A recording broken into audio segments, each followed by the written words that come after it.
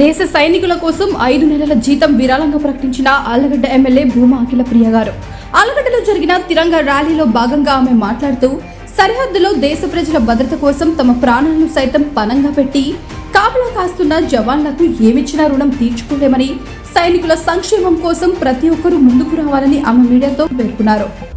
జవాన్లు ఈరోజు బోర్డర్ల దగ్గర ప్రాణాలు కోల్పోయి ఈరోజు అమరులైనారో అటువంటి వాళ్ళకి మేము చేసేది అయ్యో పాపం అని అనుకోవడం తప్ప ప్రజలు, సామాన్య ప్రజలు చేసేది ఏం లేదు.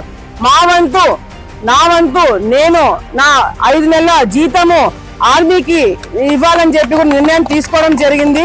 తప్పకుండా మరి వచ్చే రోజుల్లో యువత ఇన్స్పిరేషన్ గా తీసుకొని తప్పకుండా మన ఆర్మీ వాళ్ళు కావచ్చు, మన పోలీస్ డిపార్ట్మెంట్ కావచ్చు, నేవీ కావచ్చు, ఎయిర్ ఫోర్స్ కావచ్చు, ఎటువంటి వాళ్ళైనా సరే మనం ఇవ్వాల్సిన మర్యాద కావచ్చు, మనం ఇవ్వాల్సిన గౌరవం కావచ్చు, మన దేశాన్ని సైనికులు కాపాడుతున్న వాళ్ళకి మనం ఇవ్వాల్సిన మర్యాద ఇవ్వాలా. మా వంతు మేము ఇంతే చేయగలుగుతాం కాబట్టి నా జీతం, నా పర్సనల్ గా నా వంతు ఒక 5 నెలల జీతము నేను ఆర్మీకి ఇస్తున్నానని చెప్పి కూడా సందర్భంగా తెలియజేస్తున్నాను.